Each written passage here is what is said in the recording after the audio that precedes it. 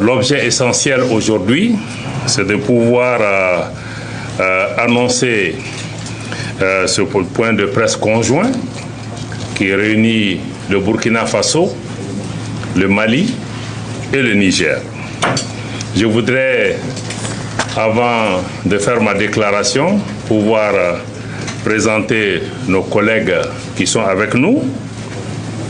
À ma droite, nous avons Madame Olivia Rwamba, qui est ministre des Affaires étrangères, de la coopération régionale et des Burkinabés de l'étranger du Burkina Faso.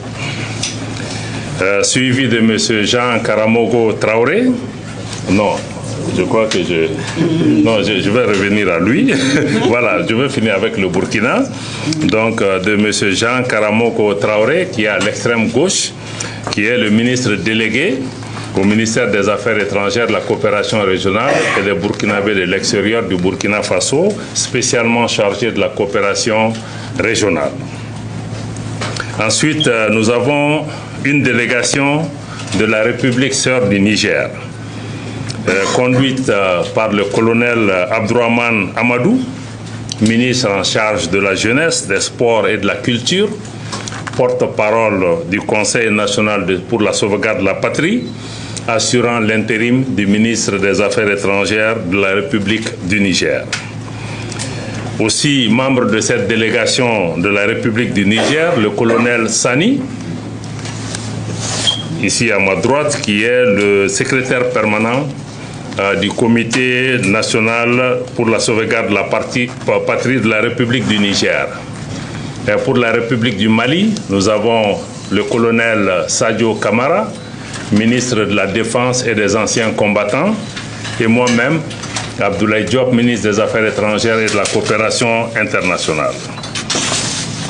Nous avons cette délégation aujourd'hui l'honneur, au nom des plus hautes autorités du Burkina Faso, du Mali et du Niger, d'annoncer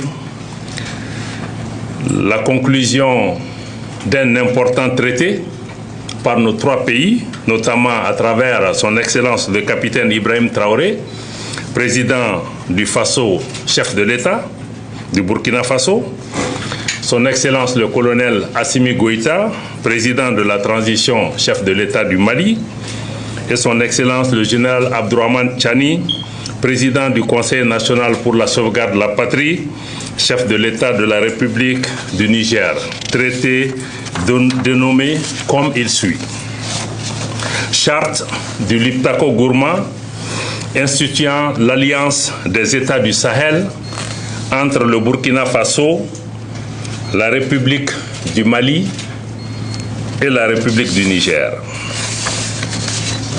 Le gouvernement du Burkina Faso, le gouvernement de la République du Mali, le gouvernement de la République du Niger, ci-après dénommé partie contractante, réaffirmant leur attachement à la légalité internationale et régionale, consacrée notamment par la Charte des Nations Unies, l'acte constitutif de l'Union africaine et le traité révisé de la CEDEAO. Convaincus de la nécessité de poursuivre les luttes héroïques menées par les peuples et les pays africains pour l'indépendance politique, la dignité humaine et l'émancipation économique. Fidèles aux objectifs et idéaux de l'autorité de développement intégré des États du Liptako Gourma. Guidés par l'esprit de fraternité, de solidarité et d'amitié, engagés à renforcer les liens séculaires entre leurs peuples, déterminés à exercer pleinement et à veiller au respect de la souveraineté nationale et internationale, résolus à défendre l'unité nationale et l'intégrité des États respectifs, considérant les menaces multiformes à l'espace commun aux trois pays, conscients de la responsabilité de protéger les populations civiles en toutes circonstances, rappelant le droit naturel des États à la légitime défense individuelle ou collective, sont convenus de ce qui suit. Article 1er. Par la présente charte, dénommée Charte du Liptako-Gourma, les parties contractantes instituent entre elles l'Alliance des États du Sahel, en abrégé AES. Article 2. L'objectif visé par la charte est d'établir une architecture de défense collective et d'assistance mutuelle aux parties contractantes. Article 3. Les parties contractantes mettront en place ultérieurement les organes nécessaires au fonctionnement et mécanismes subséquents de l'Alliance et définiront les modalités de son fonctionnement. Article 4. Les parties contractantes s'engagent à lutter contre le terrorisme sous toutes ses formes et la criminalité en bande organisée dans l'espace commun de l'Alliance. Article 5. Les parties contractantes œuvreront en outre à la prévention, la gestion et au règlement de toute rébellion armée ou autre menace portant atteinte à l'intégrité du territoire et à la souveraineté de chacun des pays membres de l'Alliance, en privilégiant les voies pacifiques et diplomatiques et en cas de nécessité à user de la force pour faire face aux situations de rupture de la paix et de la stabilité. Article 6. Toute atteinte à la souveraineté et à l'intégrité territoriale d'une ou plusieurs parties contractantes sera considérée comme une agression contre les autres parties et engagera un devoir d'assistance et de secours de toutes les parties, de manière individuelle ou collective, y compris l'emploi de la force armée, pour rétablir et assurer la sécurité au sein de l'espace couvert par l'Alliance. Article 7.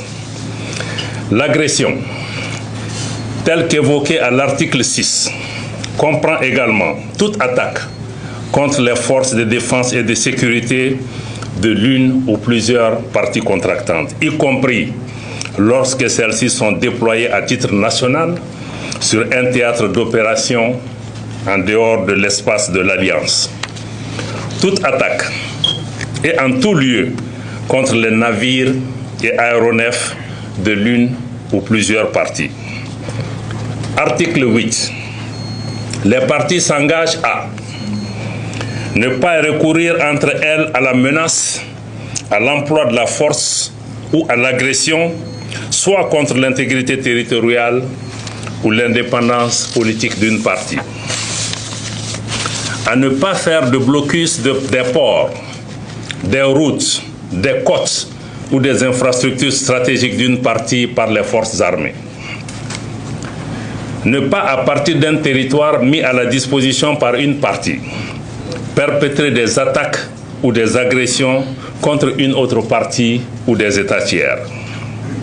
Ne pas, à partir du territoire d'une partie, permettre à des groupes armés, des forces armées irrégulières ou des mercenaires perpétrer des attaques contre un pays du champ. Article 9. Les décisions de l'Alliance sont prises à l'unanimité des États parties. Article 10. Le financement de l'Alliance est assuré par les contributions des États parties.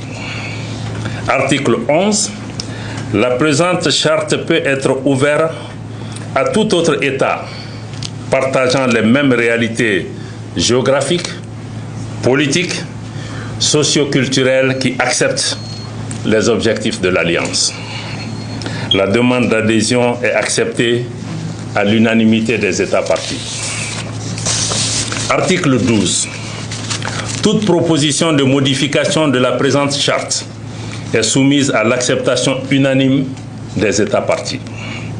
La demande de modification doit être notifiée aux autres États parties par la voie diplomatique, moyennant un préavis de 3 mois. Article 13. Tout différend né de l'interprétation ou de l'application de la présente charte est réglé par la voie diplomatique. Article 14. La présente charte peut être dénoncée par toute partie contractante. La dénonciation doit être notifiée par son notaire à toutes les parties signataires de la charte, par lettre transmise par voie diplomatique avec accusé de réception et un préavis de 6 mois. Article 15. La présente charte sera complétée par des textes additionnels en vue de la mise en œuvre des dispositions prévues à l'article 3. Article 16. Les parties acceptent les termes de la présente charte qui entre en vigueur dès sa signature par toutes les parties. Article 17. La République du Mali, désignée dépositaire de la présente charte, transmet les copies certifiées aux autres États parties. Le dépositaire reçoit et soumet à la décision unanime des États parties toute nouvelle demande d'adhésion à l'Alliance, conformément aux dispositions prévues à l'article 11 de la présente charte. Fait ce jour, 16 septembre 2023, signé pour le Burkina Faso, le président de la transition, chef de l'État, le capitaine Ibrahim Traoré. Pour la République du Mali, le président de la transition, chef de l'État, le colonel Assimi Goïta. Pour la République du Niger, le président du Conseil national pour la sauvegarde de la patrie, chef de l'État, le général Abdourahmane Tchani.